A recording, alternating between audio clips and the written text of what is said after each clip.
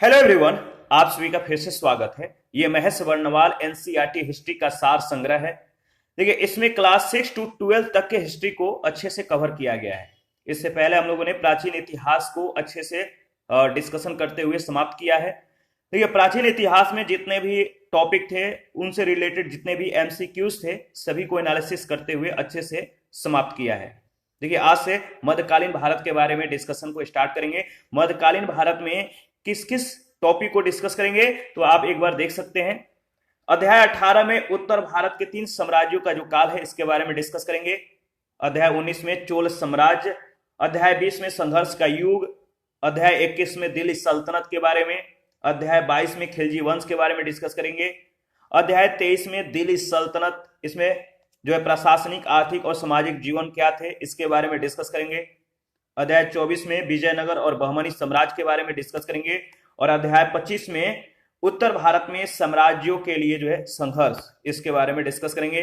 अध्याय 26 में भारत में सांस्कृतिक विकास, अध्याय 27 में मुगल साम्राज्य, अध्याय 28 में मुगल साम्राज्य का सुदृढ़ीकरण, अध्याय 29 में मुगल प्रशासन के बारे में, अध्याय 30 में मुगलों के अधीन आर्थिक तथा सामाजिक जीवन के बारे में, अध्याय 31 में मुगल साम्राज्य, इसमें सांस्कृतिक तथा धार्मिक गतिविधियां, इन सभी को कवर करेंगे। अध्याय 32 में मराठों का उदय और अध्याय 33 में विदेशी यात्रा के वृत्तांत के बारे में जो हम लोग डिस्कस करेंगे। तो सबसे पहले अध्याय 18 को डिस्कस करेंगे। अध्याय 18 का जो टॉपिक है, उत्तर भारत 3 साम्राज्यों का काल, समय है 8वीं शताब्दी से 10वीं शताब्दी तक।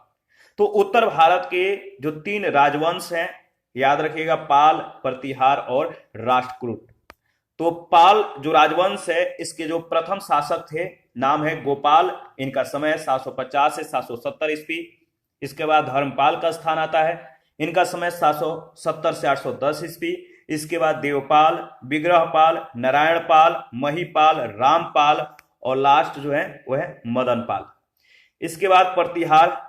प्रतिहार में जो पहले शासक थे, इनका नाम है नागभट्ट प्रथम, समय 730 से 756 ईस्वी।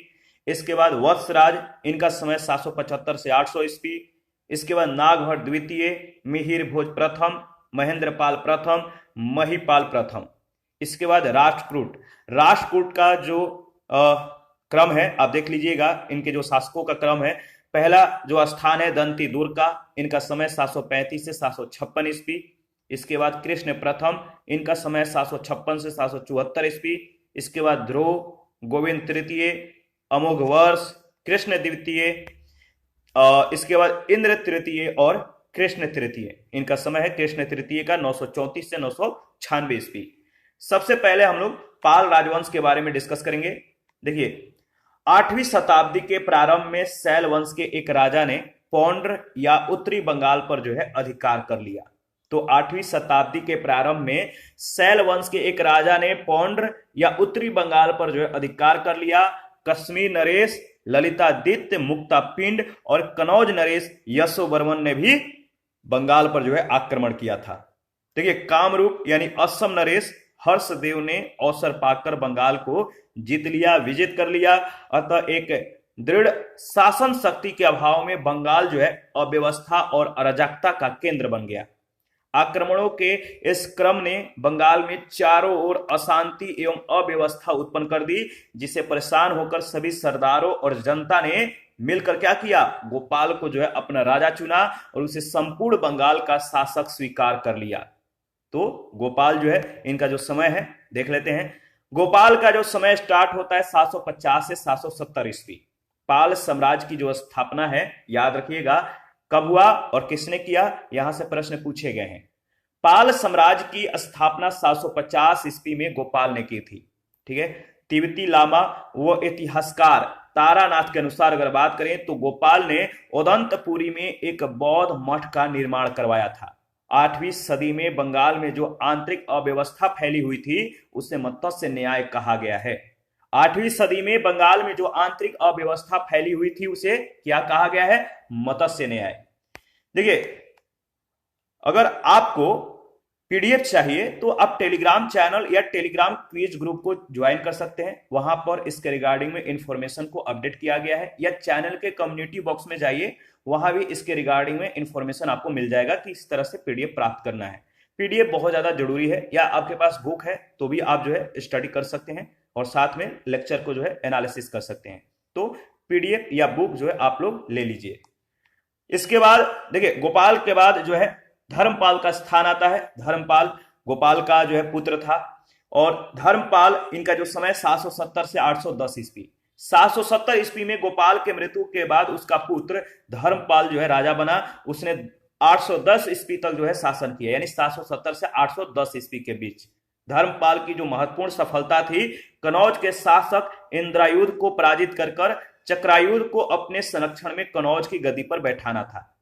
ये कनौज का जो त्रिपक्षीय संघर्ष है, इसके बारे में देख लेते हैं। मैप को एक बार देखिए, यहां पे देखिए, ये जो मैप में है ये वाला एरिया जो कि कम इधर जो है, ये जो है इस तरह से, ये जो है कुछ यहाँ पे ये वाला जो एरिया है ये सभी कम छायांकित है। इधर जो है कुछ ज्यादा मतलब कि डार्क है, मतलब ज्यादा काला है।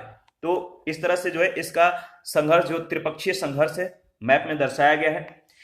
देखिए यहाँ पे गुर्जर प्रतिहार है, ये कनौज है, ये पाल है, पाल वंश। यहाँ पे नालंदा है, ये मगध है, ये कामरूप है, ठीक है। इधर जो है मालवा, ये उज्जैन, ये धार है, ये परमार है, इधर गुजरात है, इधर एलोरा है, ये बरार है, यहाँ पे जो है राष्ट्रकूट है।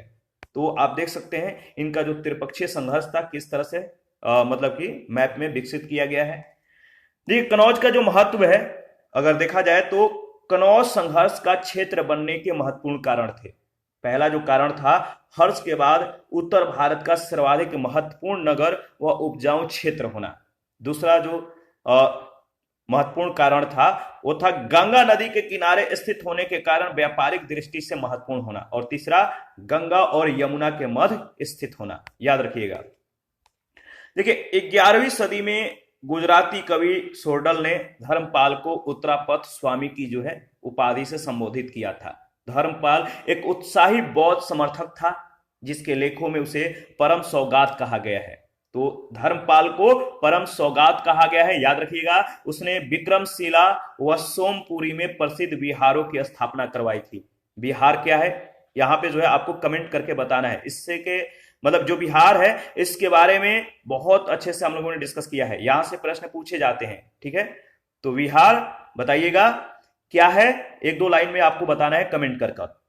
ठीक है, तो जो कह सकते हैं कि जो धर्मपाल है इसने विक्रमशिला और सोमपुरी में प्रसिद्ध विहारों की स्थापना करवाई थी। उसकी राजसभा में प्रसिद्ध बौद्ध लेखक हरिभद्र सूरी को जो है स्थान प्राप्त था। याद रखिएगा, यहां से भी प्रश्न पूछे जाते हैं, इंपॉर्टेंट है।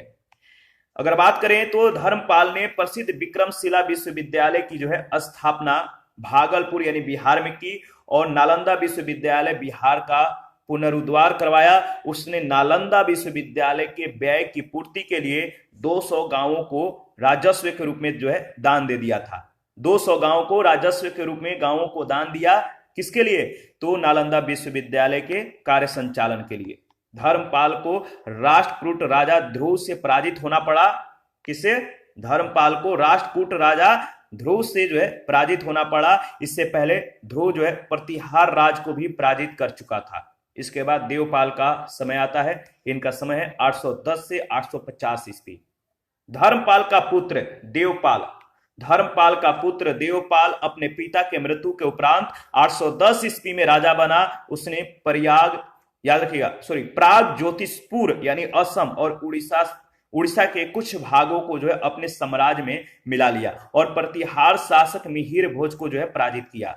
तो जो देवपाल था उसने प्राग ज्योतिषपुर यानी असम और उड़ीसा के कुछ भागों को अपने साम्राज्य में मिलाया, और प्रतिहार शासक जिसका नाम था मिहिर भोज, इसको पराजित किया।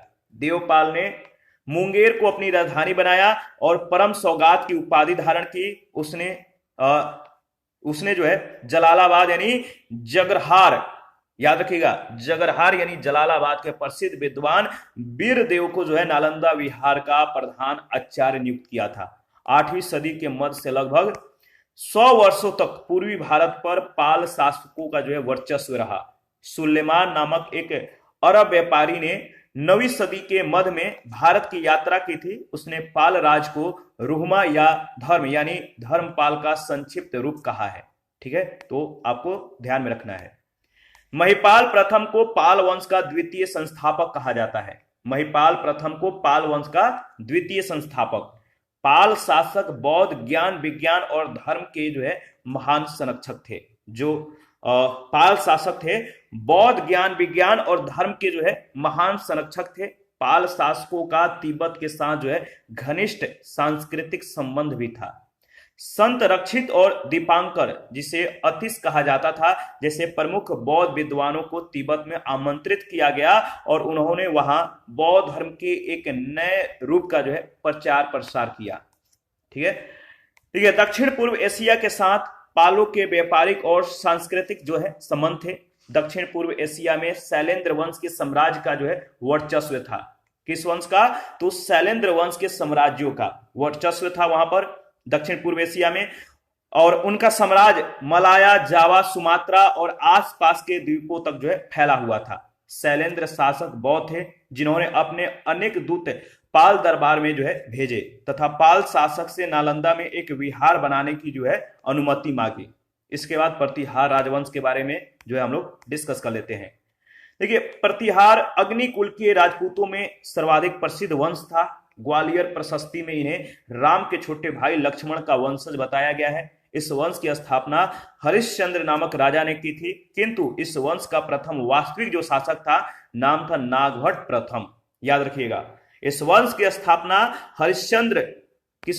हरिश्चंद्र नामक राजा ने की, किंतु इस वंश का प्रथम वास्तविक शासक कौन था? नागभट्ट प्रथम। ग्वालियर प्रशस्ति में इसे जो है मलेच्छों का जो है नाशक कहा गया है। मलेच्छों का नाशक। प्रतिहारों को गुर्जर प्रतिहार भी कहा जाता है। प्रतिहार साम्राज्य का वास्तविक संस्थापक और इस राजवंश का महानतम शासक भोज था। गुर्जर जाति का सर्वप्रथम उल्लेख जो है पुलकेशिन द्वितीय के ऐहोल अभिलेख में हुआ है। उसने प्रतिहार साम्राज्य का पुनर्निर्माण किया तथा लगभग जो है 838 ईस्वी में कनौज पर जो है फिर से अधिकार कर लिया। यह नगर लगभग एक सदी तक प्रतिहार साम्राज्य की राजधानी रहा। भोज, जिनका समय 836 से 885 ईस्वी, भोज विष्णु का भक्त था तथा उसने आदि वराह का जो है विरुद्ध यानी रूप जो है धारण किया था। तो भोज जो था ये विष्णु का भक्त था और उसने आदि वराह का विरुद्ध यानी रूप जो है धारण किया था। उसके कुछ सिक्कों पर आदि वराह शब्द जो है अंकित है। भोज परमार से उसका अंतर बताने के लिए जो है उसे मिहिर भोज भी कहा जाता है। तो भोज परमार से उसका अंतर बताने के लिए उसे मिहिर भोज भी कहा जाता है। बगदाद निवासी अल मसूदी ने 915 से 916 ईस्वी में गुजरात की यात्रा की थी। उसने गुर्जर प्रतिहार राज को अल जुजूर कहा है। क्या कहा है? अल जुजूर। अल मसूदी बताता है कि अल जुजूर के साम्राज्य में कितना 18 लाख गांव, नगर और ग्रामीण क्षेत्र थे। राजा की सेना में 4 चमुए यानी डिवीजन थी। प्रत्येक चमू में 7 से 9 लाख लोग थे। उसके पास युद्ध के लिए जो है केवल 2000 प्रशिक्षित हाथी थे। उसकी अश्वारोही सेना देश में सर्वश्रेष्ठ थी। संस्कृत का महान कवि और नाटककार राजशेखर भोज के जो है पौत्र महिपाल के दरबार में रहता था और इसे रघुकुल तिलक और रघुकुल ग्रामीणी कहा था। तो संस्कृत का महान कवि और नाटककार राजशेखर भोज के पौत्र महिपाल के दरबार में रहता था। इसने जो है इसे रघुकुल तिलक और रघुकुल ग्रामीणी कहा था। 915 ईस्वी से 918 ईस्वी के बीच राष्ट्रकूट राजा इंद्र तृतीय ने कनौज पर आक्रमण किया तथा इस नगर को नष्ट कर दिया। 963 ईस्वी में एक अन्य राष्ट्रकूट राजा जिनका नाम था कृष्ण तृतीय, इसने उत्तर भारत पर आक्रमण करके प्रतिहार शासक को जो है परास्त कर दिया। ठीक है, इसके बाद राष्ट्रकूट के बारे में देख लेते हैं। देखिए, इस राज की स्थापना दंती दुर्ग ने की थी। राष्ट्रकूट की स्थापना किसने की थी? दंती दुर्ग ने। इसने आधुनिक सोलापुर के निकट मानखेड़ या मालखेड़ को अपनी राजधानी बनाया। दंती दुर्ग ने उज्जैन में हिरण्य गर्भदान महायज्ञ किया जिसमें प्रतिहार राजा ने द्वारपाल का काम किया था। किसने? तो प्रतिहार राजा ने द्वारपाल का जो है काम किया था। याद रखिएगा, इंपॉर्टेंट है। ये सभी पॉइंट जो है आपको याद रखना है, रिवीजन करते रहना है। देखिए, गोविंद तृतीय और अमोघ वर्ष संभवतः सबसे महान राष्ट्रकूट शासक थे। गोविंद तृतीय का जो समय है 993 से 814 ईस्वी और अमोघ वर्ष का जो समय है 814 से 878 ईस्वी। ये दोनों जो है सबसे महान राष्ट्रकूट शासक थे। एक अभिलेख से ज्ञात होता है कि गोविंद तृतीय ने केरल, पांड्य और चोल राजाओं को भयभीत कर दिया तथा पल्लवों को शक्तिहीन बना दिया। गोविंद ने जैतुंग प्रभृत वर्ष तृतीय की उपाधि धारण की थी। तो गोविंद तृतीय ने केरल, पांड्य और चोल राजाओं को भयभीत किया, पल्लवों को शक्तिहीन बनाया और गोविंद ने क्या किया? जैतुंग प्रभृत वर्ष तृतीय की उपाधि धारण की। अमोघ वर्ष ने 68 वर्षों तक शासन किया। उसके रुचि युद्ध की अपेक्षा धर्म और साहित्य में अधिक थी। वह स्वयं भी लेखक था तथा उसे राजनीतिक विषय पर कन्नड़ भाषा की प्रथम कृति, याद रखिएगा, कविराज मार्ग की रचना करने का श्रेय दिया जाता है। उसके दरबार में जिनसेन और सक्टायन रहते थे। उसके दरबार में कौन कौन लोग रहते थे? जिनसेन और सक्टायन। इन्होंने अमोघ वृत्ति की रचना की। अमोघ वर्ष के काल में अरब यात्री सुलेमान जो था वो भारत आया था। 915 ईस्वी में महिपाल को पराजित करने और कनौज की प्रतिष्ठा को कम करने के बाद इंद्र तृतीय अपने समय के सबसे शक्तिशाली राजा के रूप में सामने आया। इंद्र तृतीय का जो समय है 915 से 927 ईस्वी है, याद रखिएगा। इसके शासन काल में, किसके शासन काल में? इंद्र तृतीय के शासन काल में अरब यात्री अल मसूदी भारत आया था। इस राजवंश का अंतिम प्रतापी राजा कृष्ण तृतीय हुआ। समय है 934 से 996 ईस्वी। कृष्ण तृतीय ने चोल शासक परांतक प्रथम को 949 ईस्वी में परास्त करके चोल साम्राज्य के उत्तरी भाग पर जो है अधिकार कर लिया। वह दक्षिण में रामेश्वरम की ओर जो है बढ़ा और आसपास के प्रदेशों को जीतकर उसने जो है वहां एक विजय स्तंभ को स्थापित करवाया और एक मंदिर का भी निर्माण करवाया। दक्कन में राष्ट्रकूट शासन 10वीं सदी के अंत तक जो है लगभग 200 वर्षों तक कायम रहा। राष्ट्रकूट राजा कृष्ण प्रथम ने एलोरा का प्रसिद्ध शिव मंदिर 9वीं सदी में बनवाया था। तो यहां से प्रश्न पूछे जाने की बहुत ज्यादा संभावनाएं हैं, तो याद रखिएगा। राष्ट्रकूट राजा कृष्ण प्रथम ने एलोरा का जो प्रसिद्ध शिव मंदिर था किस सदी में बनवाया था? 9वीं सदी में। और किसने? कृष्ण प्रथम ने। राष्ट्रकूट राजाओं ने मुस्लिम व्यापारियों को अपने राज्य में बसने की अनुमति दी और साथ ही इस्लाम के प्रचार की भी छूट दी। कई तटवर्ती शहरों में प्रतिदिन इबादत यानी प्रार्थना के लिए मुस्लिमों की अपनी मस्जिदें थीं। इस सहिष्णुता के नीति से विदेशी व्यापार के वृद्धि में सहायता मिला और जिससे राष्ट्रकूटों की समृद्धि और जो है बढ़ गई। राष्ट्रकूट शासक कला और साहित्य के महान संरक्षक थे। कन्नड़ साहित्य के 3 रत्न, याद रखिएगा, यहां से प्रश्न कई बार पूछा गया है। कन्नड़ साहित्य था, इनके जो 3 रत्न कहे जाते थे, जो त्रिरत्न थे, वो थे पंपा, पोना और रना। ये कन्नड़ साहित्य के त्रिरत्न थे, पंपा, पोना और रना। प्रथम 2 विद्वानों का संरक्षक जो है कृष्ण तृतीय था। पंपा पोना का संरक्षक कौन था? कृष्ण तृतीय। उनके दरबार में न केवल संस्कृत के विद्वान थे बल्कि जो है आपका अनेक ऐसे कवि और लेखक भी थे जो प्राकृत और अपभ्रंश में लिखते थे। ये दोनों भाषाएं अनेक आधुनिक भारतीय भाषाओं की जननी थी।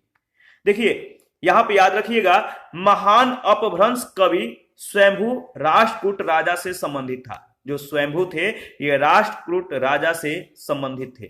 इसी के साथ आज का सेशन समाप्त करते हैं। नेक्स्ट सेशन में चोल साम्राज्य 9वीं से 12वीं शताब्दी तक के शासन जो है इसके बारे में डिस्कस करेंगे। हमें इजाजत दीजिए, आप अपना प्रतिक्रिया देते रहिए।